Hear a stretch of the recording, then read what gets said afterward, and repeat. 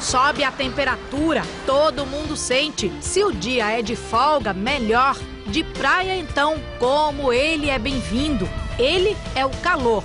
E as formas como ele é multiplicado, espalhado, propagado é o nosso assunto de hoje. Hora da aula de física. Viemos em busca dos pescadores, aprender aqui o que eles já sabem, que depois de fisgar o peixe, a hora boa de voltar para casa é pela manhã. A explicação está na força dos ventos. Se pega o vento sul muito apertado, a gente não sai.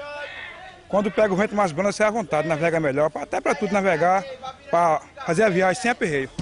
Para a física, a explicação chama-se convecção. Essa história do esquentou, sobe, esfriou, desce, isso é chamado correntes de convecção. Asa delta, os planadores, eles têm que aproveitar essas correntes de convecção. As pipas que vocês estão vendo aqui. E nós, na praia, como sentimos as correntes de convecção? Durante o dia, existe uma diferença entre a temperatura da areia mais quente e a temperatura da água do mar mais fria. O ar quente próximo à areia, ele tem a tendência de subir, enquanto o ar frio próximo ao mar, ele tem a tendência de ocupar o lugar desse ar quente. E os pescadores? Normalmente, durante o dia, o vento vem do mar para a terra, então ele está chegando.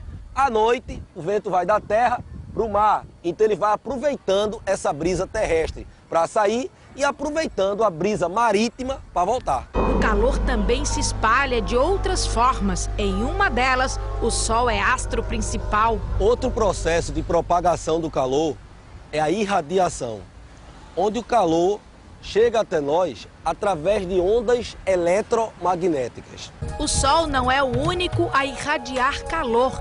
Quem mais, professor? Qualquer corpo aquecido, ele tem a capacidade de irradiar calor.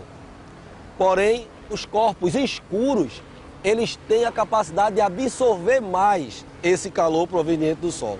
E os corpos claros, refletir mais esse calor. Quem anda pelo calçadão sabe bem disso, ou deveria. Essa camisa preta, ela tá esquentando nesse sol? Tá, Muito ou pouco? tá muito. Eu prefiro roupas mais leves, claras, para não causar muito incômodo, calor. Dos raios provenientes do Sol, 46% é composto de luz visível, 45% de radiação infravermelha, que são as chamadas ondas de calor, propriamente dito. São elas que provocam a queimadura da pele. E os 9% de radiação ultravioleta. A radiação ultravioleta, ela estimula a produção de melanina, quando elas incidem nos melanócitos. Consequentemente, dá aquele tom bronzeado à pele. Nada mais é do que uma defesa do organismo protegendo dessas radiações. Para evitarmos os maus efeitos do sol, sempre óculos escuros, proteção contra raios ultravioletas. Os raios ultravioletas, eles podem provocar um espessamento da conjuntiva, chamado de fotoqueratite, e também a formação de catarata. Ter um óculos com proteção contra as radiações ultravioletas é extremamente importante e indispensável para quem toma muito sol. Da praia para a piscina, mas aqui o que nos interessa não é a água fresca, nem a sombra. Ainda buscamos o calor. E olha ele aí, em ação, preparando delícias para o almoço. Um dos processos de propagação do calor é a condução. Na condução, o calor se propaga de molécula para molécula ou de átomo para átomo, sem o transporte da matéria aquecida. A boa propagação do calor tem os seus aliados. Os metais são bons condutores de calor.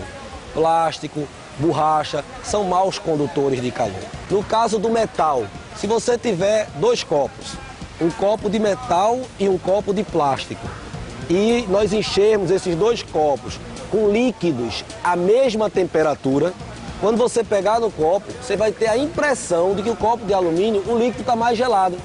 Por quê? Porque o alumínio, como é bom condutor de calor, troca calor muito rápido com o nosso corpo. Sai um churrasquinho para animar a aula nesse dia ensolarado? É muito bom a gente fazer um churrasco. O espeto do churrasco, ele é de metal, bom condutor de calor. Então o calor vai ser conduzido no metal e não vai queimar a mão de quem está manuseando o espeto. Porque o outro lado é feito de madeira, que é um isolante térmico. O nosso cardápio vai aumentando. Agora a pedida são os alimentos cozidos dentro de um papel alumínio. Uma cebola coberta com papel alumínio, no churrasco, ela vai cozinhar por inteiro. Por quê? Parte do calor que incide nela é refletido. A outra parte é conduzido para todo o corpo da cebola. Então ela vai ter um cozimento mais uniforme, sem, no entanto, queimar muito a parte externa. E não é que o nosso professor tem também uma receita? Quando eu preparo o pernil de Natal, eu coloco o papel alumínio para que ele cozinhe por inteiro, então ele vai ter aquele cozimento mais uniforme. Depois eu tiro o papel alumínio para dar aquela douradinha na capa dele. Fica uma delícia.